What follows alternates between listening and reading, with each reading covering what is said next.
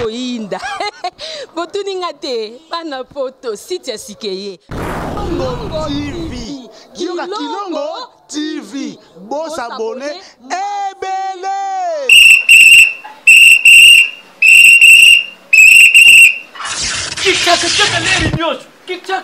Mopepa sika tolima mopepa kalate mikolo solingi osabone obetika point.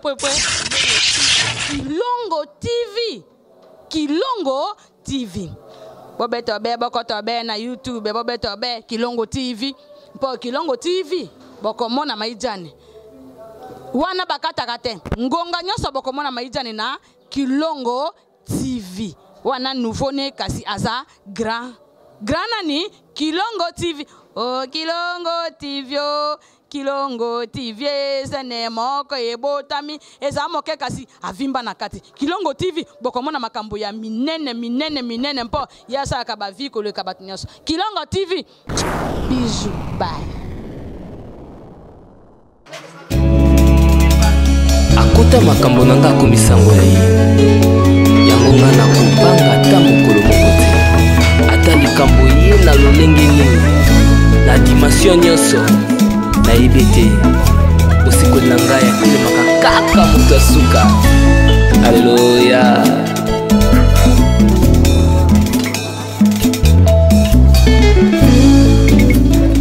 Nayebi asali mosikoli na ngai na likambo na ngai atelema moto asuka. Banguna nanga baya ebele kasi pona Jésus bakopota banzela sambo batia mitambo na banzela na ngai kasi pona Jésus bakozinda bango moko.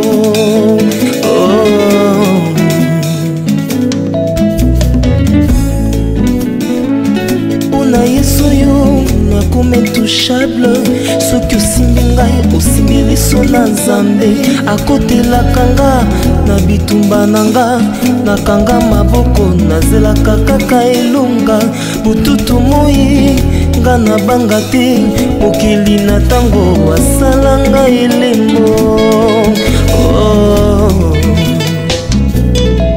Yesu nyonso ya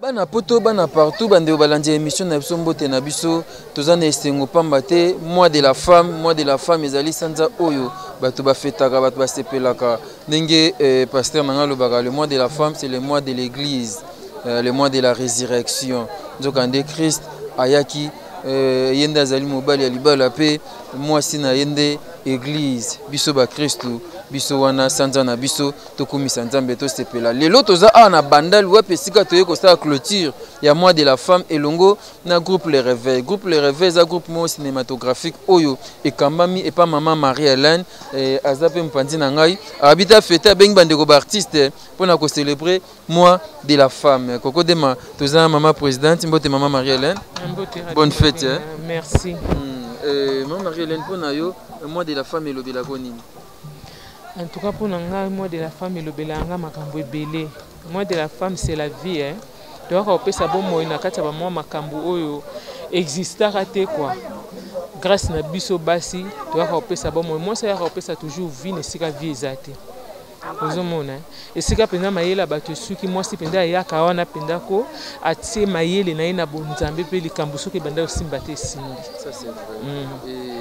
Même si ça symbolise quand on a liputa liputa moi de la femme eza liputa te moi de la femme eza na moment autant au vendre zo sa bilan zo ebakelo nini onga na vie nanga ba rêve fallait na réaliser te pour mon biso eza moi passe pembeni ya ba papa mutu vraiment atteindre ba objectif na vie alors il faut vendre à penzo tala boy ba petela biso moi mobimba elo nini onga na kana na vie nanga na sale puis na sale yango te donc il toza la ba femme moko toza forte OK au vendre penda bolobi non rêve nanga na kana sale kambo faut na réaliser. Et couple réveil près de 11 ans d'existence. 11 ans déjà depuis 2007. lelo 2019. Félicitations pour ça. Vous avez parmi de tenir le groupe ils ont existé, ils ont les appels à succès. Parce que l'on a bien que côté sponsor moi. Ah, nga to ba sponsor ana na kipango to bunda na biso pe to réussir et simba. Ça c'est vrai. On comprendre. C'était pas facile avant hein, comme on a moi aussi comme. Ezaki facile tenganda déjà na musala onga na sali na zo déjà ba sponsor ya ndenge na foot au pena chaque fin du mois bu mutayebi ki azora biloko azora mbongo et ça le matin on a minute et katinga na o mitungisa malanga te na opesa na nzambe merci pour yana.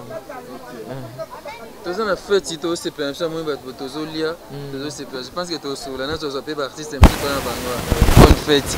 Voilà le mois de la femme ça s'est fait, ça se passe comme ça. Voilà, là c'est l'arrivée de Omari Kabongo qui vient d'arriver et Omar il vient d'arriver. Vous voyez les artistes sont tellement nombreux.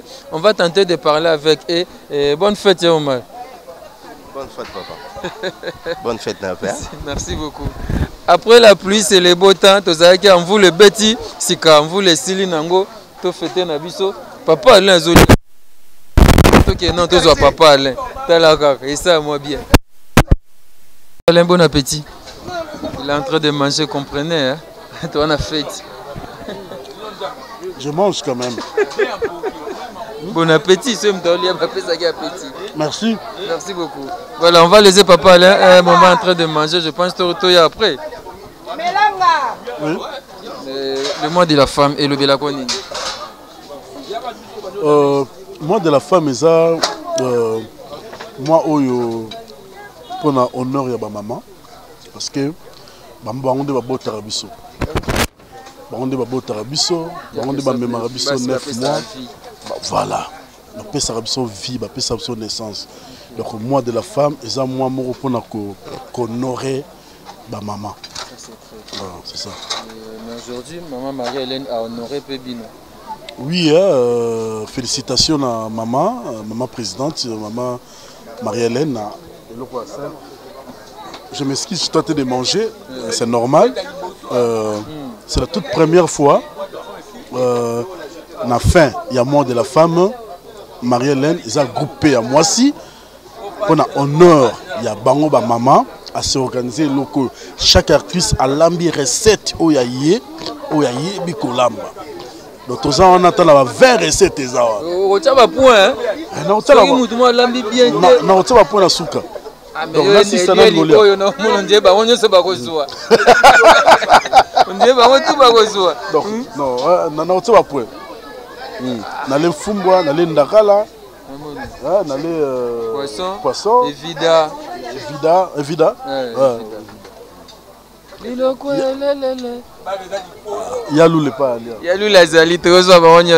La fête continue, le mois de la femme, avec le groupe Le Réveil de Marie-Hélène.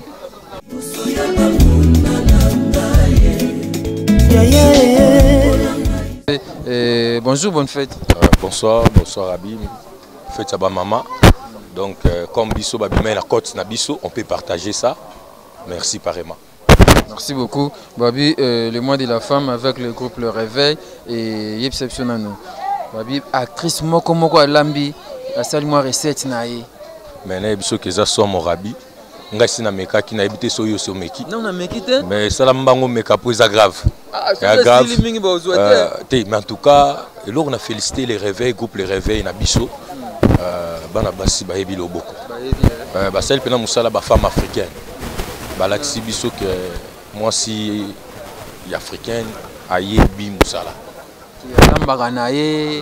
Ah oui, la nete okende parlement na ministère boye. Te alambaka na ye aza monsi andaku asaka musala ndaku abokisa po balambi bango moko ba pelisi moto. Bango moko ba celle ba mambutu to comprendre que moi si africaine abongine na makusa. Ya makusa. Mais oh, parité, tout qui est parlement. Non. Bakosa na biloko on a tout. Ce sont des valeurs. Oui, sont ajoutées dans kata basi. Mais valeur primordiale ya basi, d'abord tu yebila mo makambo ndako. Kolamba, kobongisa ndako, kozwa so bana. Mais ba prince ba raté makambo. Na leli de prince yo place azala mikili na ici de prince so meke loko yo grave. Ya grave. Fatigué tozo moko to na fête awa na boni bandeko ba komi to sepela na biso to sepela te po nini makambo boyi to clôturer mois de la femme to ko ba reportage na biso.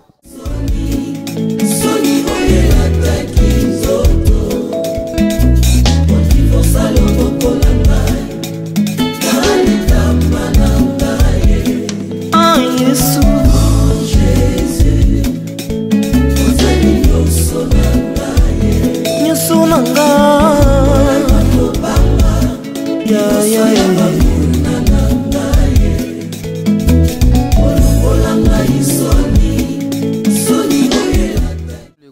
Bonne fête. Merci Papa Rabi, merci beaucoup. Moi de la femme et le Belagoni. Donc moi de la femme et le Belanga, makamwa mingi. Moi de la femme, quand on parle de moi de la femme, cela veut dire moi mobimba concentré pour na maman na biso. Mais le système on parle de la parité, de la beauté, mais tellement que cette année tu vois qu'il y a un thème international et puis national. Donc on a un thème il y a d'autres troupes qui ont manifesté qui ont il y a d'autres troupes qui ont de l'autre moni. Les moi de la femme aussi c'est extraordinaire pour moi, c'est extraordinaire. Je commence d'abord à remercier l'initiatrice, la fondatrice Yacoub de Réveil, Marie-Hélène Lota, avec ses initiatives, avec ses enfants. Les lots moni ba recettes, toutes les recettes qu'on a consommées là-bas, ce sont ces enfants, actrices naïe, balambiango et pour preuve. Nakwanga, actrice naïe balambi, cela veut dire, tu vois, des histoires pareilles. Si au moins notre association peut penser à ça, que ma fille n'a biso moi de la femme, tout ce qui se passe à mon nez rabi, ma fille balambi to tié to vandi, à ta banda 18h ti lobi na tongo. Hein? Et ça va bien. Moi, j'étais ici, j'étais invité, mais je n'ai même pas pu manger. Tu sais que pour la joie qui il y a beaucoup. Pour preuve que j'ai mon emporté. Film emporté dans je l'ai amené à la maison. On a dit sentiment je ne voulais pas qu'il y ait ce sentiment. Non. Quand tu laisses ça, c'est pour aux bébés sambongo, moi j'ai amené mon emporté à la maison, je dois aller manger ça. Et si carrément souvenir pendant que clôture à moi de la femme, il y a 2019, j'étais chez Marie-Hélène Lota dans les réveils, c'était impeccable. Peut-être sur le na statistique, il y a une troupe théâtrale. On est dans la RDC, tu es dans la Kin, Marie-Hélène la seule troupe, c'est les Loraboy. Vraiment, sans flatterie, elle a poussé ma pensée vers le fin fond. Il y a là-bas, on a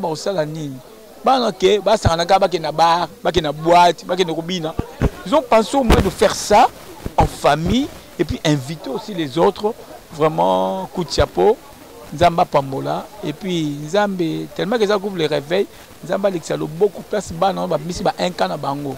Tant Alexis beaucoup passe un can à Bango, Pambola Bango de plus. Et en plus, avant de manger ça, nourriture qui bénie par Moussa Nzambe, et mon passer un gondo Charobert, et que je nous salue en passant. Et bénédiction, ça, plus. Que Nzamba bénir Bango. Bakende liboso na bénédiction ya musala bakende liboso pour nous faire valoir troupe oyo et mata ezali kolo et comme parmi ba troupe oyo évangéliste oyo teya batu na ndenga bosolo. En tout cas, grand merci encore de plus. Merci. Et bien voilà, comme je vous avais dit, la fête continue avec le groupe Les Réveils. On est là avec notre star Marielle Ursule Pechanga. Bonne fête Pechanga. Merci. Merci. Comme égoïste. Très égoïste. Moi de la femme et le Belagoni. Moi de la femme, c'est moi qui parce que quand on dit Maputa, c'est la moi de la femme. Moi de la femme, c'est bien tout se conscientiser par rapport à que moi c'est utile dans la société.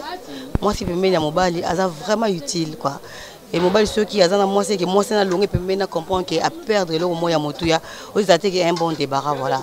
Ngai tant dans la mois au ya mars, ils rappellent moi moko ils rappellent avant na réfléchir qu'est-ce que je dois faire de bon pour société nanga, environnement nanga, entourage nanga et puis bana mibalo bazana na kati ya société on va comprendre que basi baza très important na kati ya société voilà. Voilà, le mois de la femme, cette fois-ci, on est avec un homme, Omarika Bongo. Toujours déjà tango komaki. Au lieu bilo kango ki onde. Elengi makasi. kitoko pena on dit maté on est là même na lola. Bah kitison kaka na ange potolia. Je te jure. Ça dit bah fille à groupe le réveil 10 sur 10. Rien à dire, super. 7,5. 8,5. Parce que je dis très... limbondo, mazamba, je veux dire rien à dire. Ou 5 si bagounyos. Nous sommes na table biscuit sans faire ça. Oui, compliqué les boumous.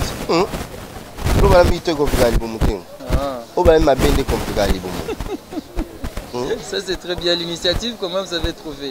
Super, j'ai aimé parce que quand la présidente m'a appelé hier en me disant que c'est la clôture il y a mois de la femme et à ce plan qui conçoit l'ensemble et que nous passons le moment ensemble. Bon, j'avais trouvé déjà c'était super et de penser aux autres aussi, c'est vrai que c'est il y a clôture à mois de la femme, mais penser aussi aux hommes parce qu'on est toujours là des collaborateurs entre l'homme et la femme. On devait être là pour les soutenir et puis voilà, c'est pourquoi les gens vont constater aussi la présence des hommes et pourtant c'est la fête de la femme. Voilà. 11 ans d'existence, groupe Le Réveil dirigé par Marie-Hélène et une femme qui arrive quand même à faire des très bonnes choses. Qu'est-ce que vous pouvez dire à Marie-Hélène? Ce sont des initiatives à encourager et surtout que c'est le mois de la femme plutôt. Comme c'est le mois de la femme, ça fait partie aussi de conscientiser aussi d'autres femmes. À savoir que le mois de la femme, ce n'est pas seulement en portant l'épargne, mais c'est en se conscientiser davantage, en comprenant d'autres choses. Ça signifie qu'une femme peut diriger aussi des hommes. Et comme dans le groupe Marie-Hélène, tu vas trouver aussi il y a des hommes qui sont dirigés par une femme. Et je crois que c'est l'occasion aussi à d'autres femmes de comprendre que si tu as des capacités, tu peux aussi diriger les hommes. Et voilà. Donc 11 ans, ce n'est pas facile. Il y a d'autres hommes qui n'ont même pas tenu pendant 2 ans dans leur groupe. Mais au moins, elle a formé l'exception. 11 ans, ce n'est pas facile. Je sais aussi qu'il va continuer. Et il a, on dirait, tant de problèmes. Oh, sorry. C'est normal. C'est la fête. Voilà. Bah, il faut comprendre qu'elle a, on dirait, aussi tant de problèmes. Ce n'est pas que les 11 ans passent en rose, non. Il y avait aussi des épines. Voilà. Avec un peu qu'on supporter, puis qu'on surpassait tout ça. Et voilà, aujourd'hui, 11 ans. Et puis, 2 ans. Voilà. Ça c'est très bien, merci beaucoup Omarika Bongo. Je vous avais dit, on est donc là, on est en pleine fête de la clôture du mois de la femme avec le groupe Le Réveil de Marie-Hélène. D'ici là, ils vont nous présenter un très beau spectacle de ballet, le spectacle de danse, vous allez aimer. C'est un spectacle moi Kitoko, ballet, groupe Le Réveil. Il est temps pour moi de remercier Fiston Bastende, FB International à Champs-Assur, Dieso là, j'ai pas oublié, Maman Méline Zemba, Maman Likelemba, Toko ba spectacle avec Toko ba reportage avec Coco Dema, tout la nakaka.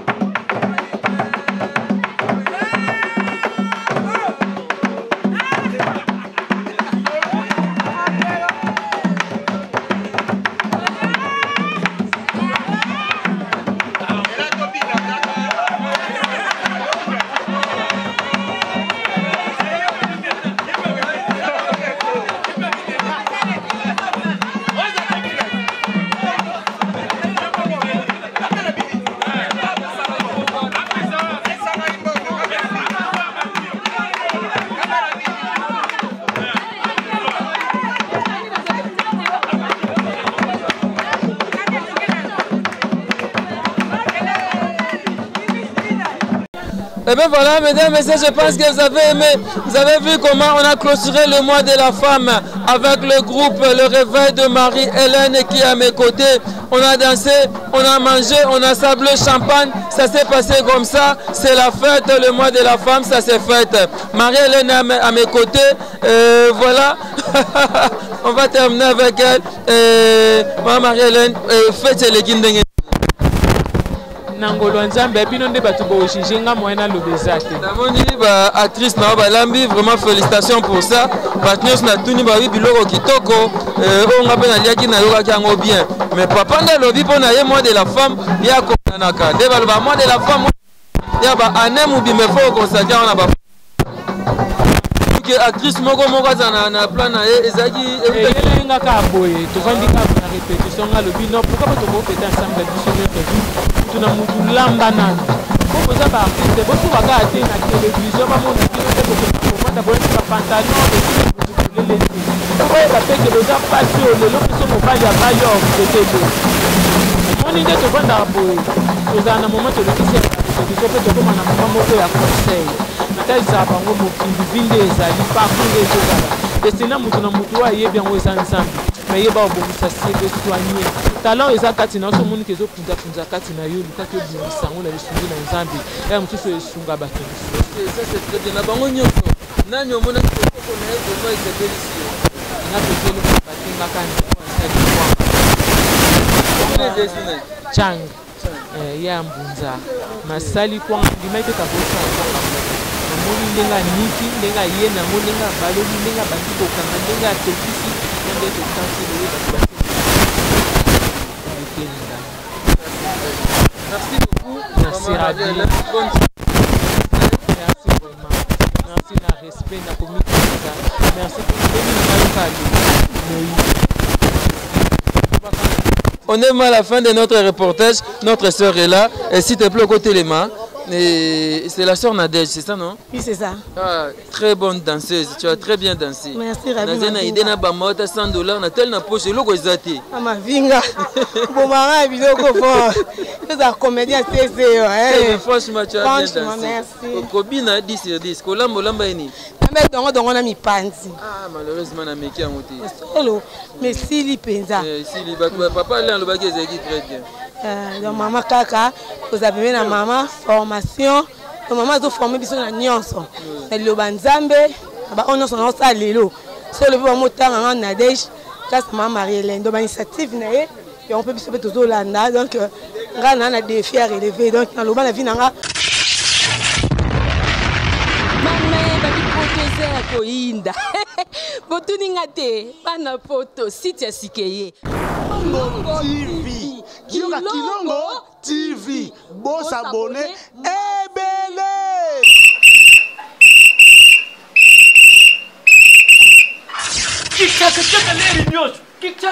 mopepa sika tolima mopepa kala te mikolo solingi osabone obetika point Kilongo TV Kilongo TV bobeto be bokoto be na YouTube bobeto be Kilongo TV po Kilongo TV bokomona maijane wana bakataka te ngonga nyoso bokomona maijane na Kilongo TV wana nouveau ne kasi aza grand nani Kilongo TV oh Kilongo TV oh Kilongo TV sene moko ebotami eza moke kasi avimba na kati Kilongo TV bokomona makambo ya minene mpo yasa ka ba vie ko le kabatinyaso Kilongo TV bijou bye.